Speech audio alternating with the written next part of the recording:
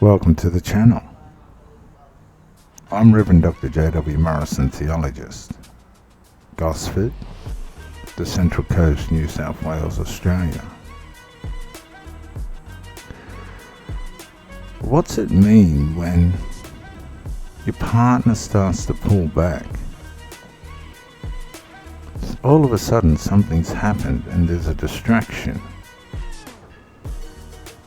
And you ask about the distraction and the answers just aren't coming across. You're being ignored, you're being neglected. Something just isn't gelling. Something just isn't right.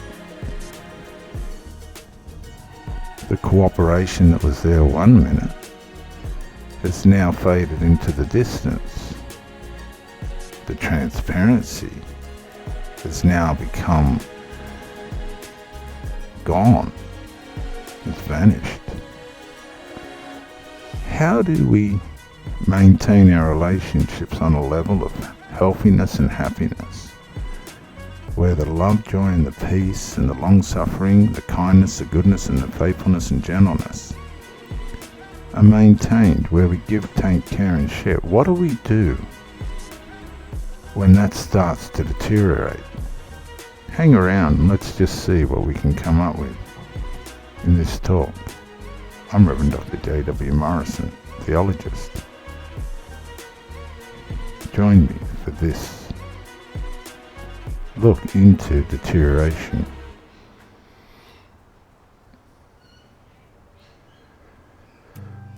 Life. It's wonderful to be in love and to have that freedom that comes with somebody new, that freshness, that joy, that exhilaration, the dopamine flowing through your system. Yeah, it's wonderful. It's just, you're on the road, the trees look greener, bigger, the clouds look whiter, the sky's bluer, the flowers smell better, food tastes better, your mind's clear. Oh, it's wonderful. You know what I'm talking about. The joy of a relationship that's pumping. It's just going right. Oh, everybody's happy and everything's flowing beautifully. Momentum's building, peace at work, come home and there's joy. It's wonderful to have that experience and to maintain it. The self-reward system that God's given us is flowing freely, and there's little hiccups and they're all getting worked out because there's value. Value has a way of motivating us in the positive. But in today's fickle world, that can so easily be undermined, particularly by outside influences, which seem to be the distraction today, where it's allowed to come into the privacy of the relationship. There's a lot of things coming into relationships now that in old times past just weren't there. And they undermine the integrity that we have between each other. They're intrusions. They're infiltrators. They're things that shouldn't be there, but we allow to seep in. And when we challenge those intrusions, and the other person feels uncomfortable with that, there's a withdrawal. There's a retraction. There's a division. And that's what intrusions do. They cause divisiveness between the two people that are trying to love. That's what they come for. They're elements of darkness that are brought into the light of the relationship. And when we start to value intrusions and interruptions, we bring darkness into our relationship. And darkness is the last thing we want. That we're surrounded by darkness. Spiritual, physical, emotional, and mental darknesses. And if you've got a partner that possibly an alcoholic, or overdoing medications, or the devil's lettuce or something, and you're with them and you're working with them, and life's becoming difficult, don't be manipulated by what their substances are doing to their mind. And don't be manipulated by the people around you that aren't happy with the happiness that you have.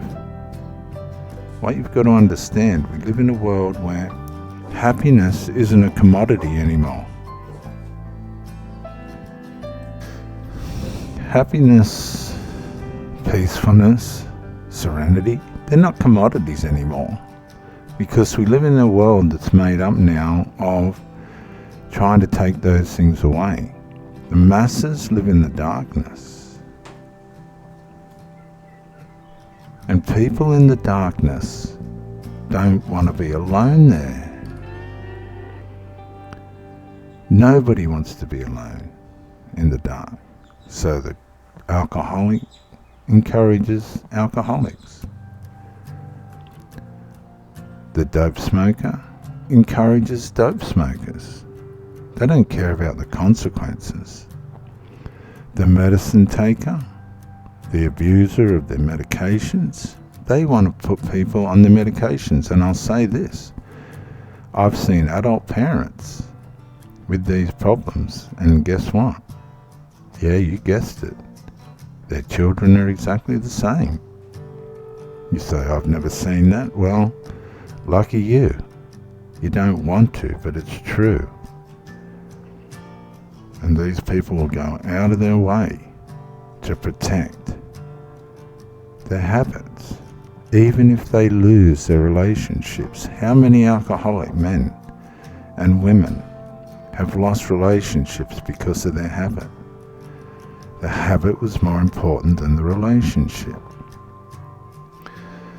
That's why intimacy is such an important part of our lives. It's not something you just give away to any Tom, Dick, or Harry.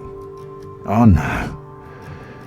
It's too valuable. It's the essence of your life. It's who you are. It's the deepest part of you. It's not to be wasted. It's not to be squandered. It's not to be thrown in the air like cut grass, just blown by the wind, tossed to and fro. No, if you're sharing that part of yourself with someone and they're genuine towards you, value that person. But if your intimacy and love is just being tossed to and fro by the person that you're with, it's not as valuable to them anymore as what it used to be. You've got to make some real serious decisions. You've got to understand that your asset, your personal life, the life that God's given you, is being trashed. It's being wasted. The person is using you as a form of supply. They're just meeting their desires. They don't know what to do with it. They don't know how to embrace what you're giving them because they don't know how to embrace you. They're just feeding something, a need inside them. And these needs can be variable. They all come from the dark. Because darkness won't build. It won't build upon the interchanges, the spiritual, emotional, and intimate interchanges that we share with our partner. The darkness just takes your power, uses it for itself, and then wastes it.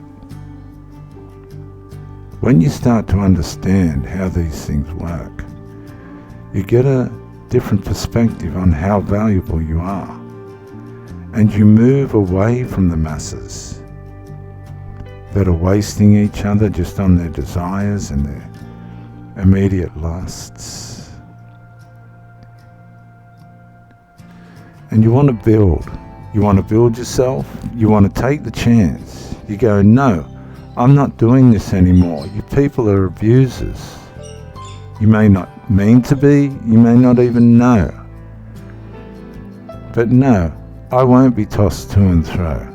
I'm going to rise. I'm going to reach the destiny that God has for me, even if I have to do it alone. I remember in one of my breakups, a woman said, after making a mess of the relationship, I need to be alone. And my mind said to me, the woman was alone the whole time. She only made a partial investment. She had one foot on two sides of the fence. No, it didn't produce anything of fruit. In the back of her mind, she'd already self-prophesied that she was going to be on her own. Don't you build well, build strong, and be devoted. Bye for now.